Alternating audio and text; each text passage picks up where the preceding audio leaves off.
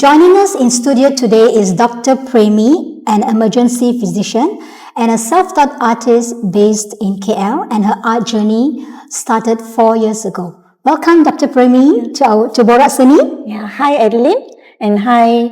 Thank you for inviting me. Welcome. I'm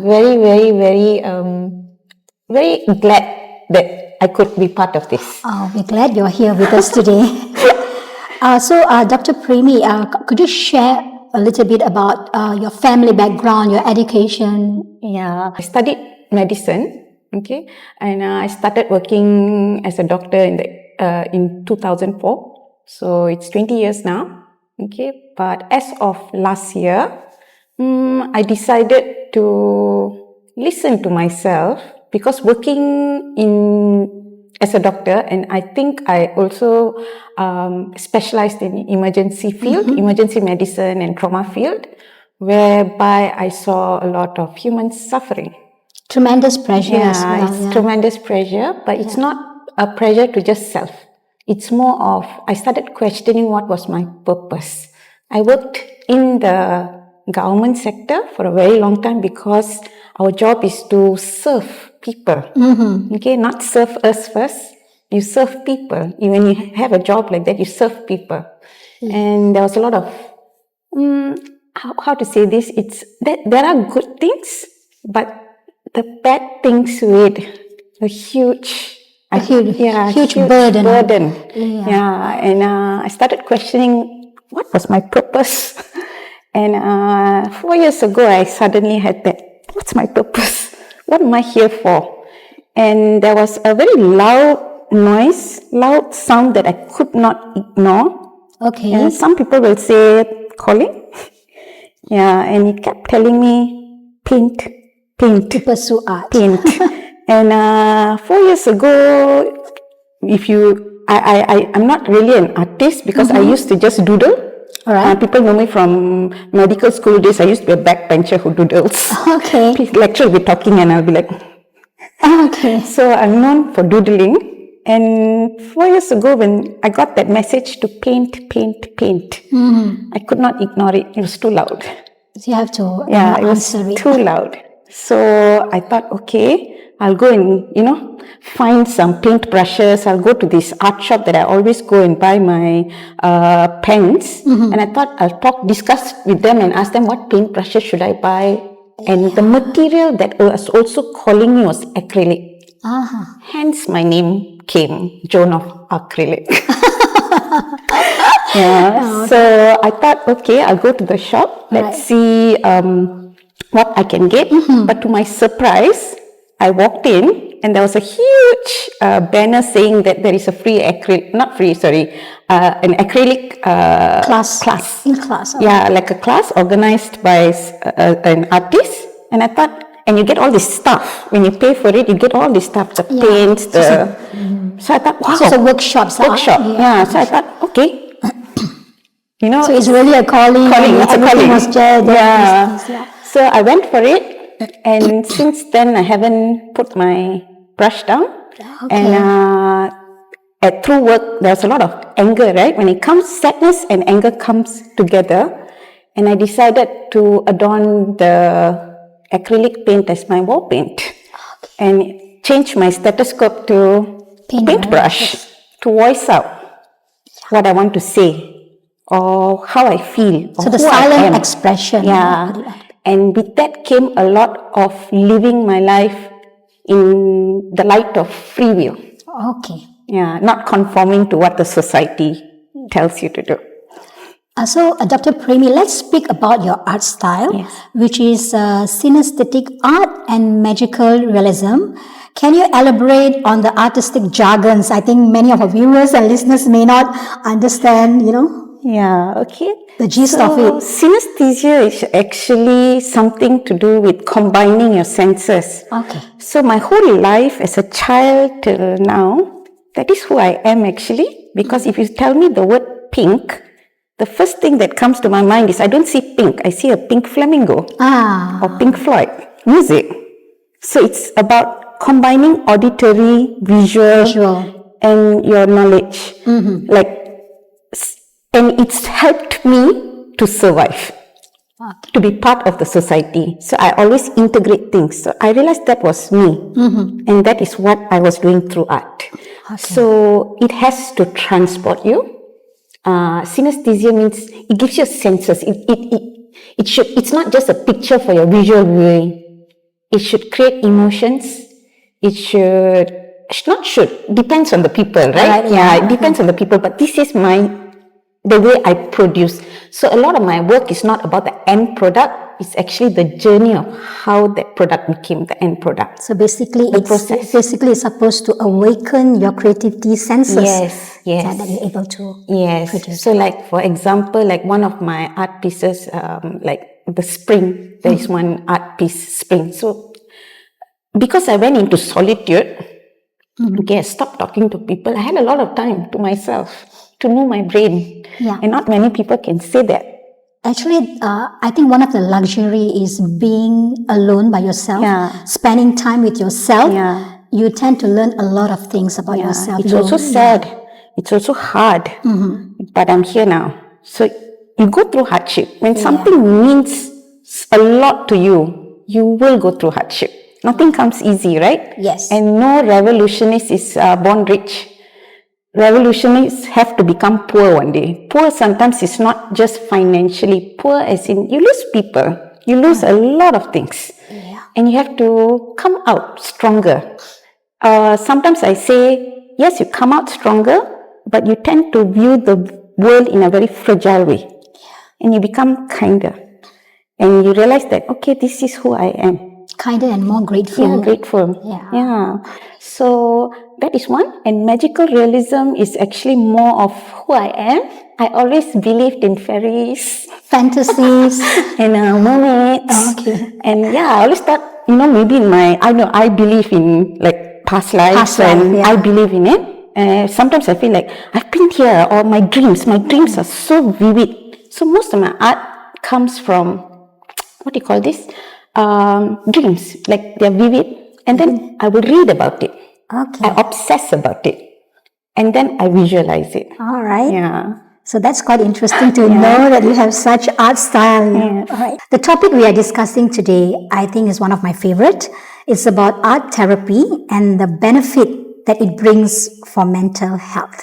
Okay, art is definitely therapy. It's two things, right? It's either therapy or it's a form of expression. So, a lot of people say art therapy is good for mental health. I agree. However, to me, my point of view, because I did not use art as therapy, but I also understand that art is therapy for some people. Yes, I think it is in therapy because it uses a creative process. Yes. And then from there, you're able to improve your mental health and your emotional well-being and to have a balance. Absolutely. Life, Absolutely. And I think like when it comes to art as therapy, like for me, like the days that I'm happy, you pick a paintbrush, I can't paint. But the days that I think about something, not really sad things, or you don't have to, artists don't have to be all the time sad, and you don't have to be, but sometimes it's that darkness that it's like a dark night of the soul, something that calls you, and when you're painting there's a lot of emotions. Correct. And this is why I said therapy is a bit broad. Sometimes it's true that I learn a lot about myself and how to integrate back into society. From a medical perspective, how important is mental health?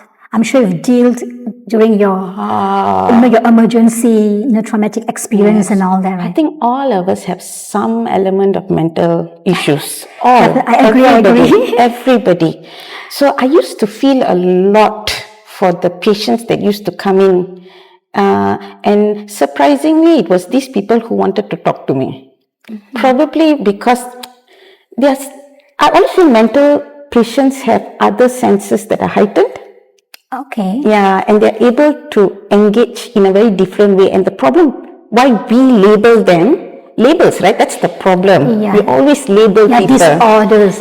Disorders. But we're not listening to them. And I've also done some research that I would like to share I think the research in International Journal of Art, they have found out that sessions that you have this kind of art therapy involving art practices and creative practices reduce the anxieties by 30%, reduce depression by 23%, only being in art therapy for 10 weeks. So I think that is one of the benefit absolutely. of practicing art and creativity, because you're able to express yourself emotionally in a different way, or maybe you have a lot of backlog or things that you suppress for a very long time, and then you're able to put it down. Yeah, correct. But sometimes I think people also concentrate too much on it. Too much instead of producing. Like sometimes I feel like every human has their higher limit. You need to know how to achieve that. You mean the tolerance level? Not tolerance, your highest potential. Highest potential, Your highest potential. Who are you? I mean, if you, it's different for people who started art as therapy. Okay. But what do you want to do with it? Yes, okay, agree. That's my question. Okay. It's not just art is therapy. Today I'm sad. Today I'm this. Yeah, okay. So what are you going to do about it? What's your action? Okay. How long are we going to stay here? But we need to use it to reach the highest potential. Your highest potential. That's what I'm trying to. Okay. Yeah. Having good mental health also give you a quality of life. That you are happy, you're able to enjoy even small things. It doesn't have to be a bigger thing. So you are just happy being in any, you're also better equipped of handling, I think, problems. Yeah. You have any, challenges coming in, so you're more relaxed and you're able to think.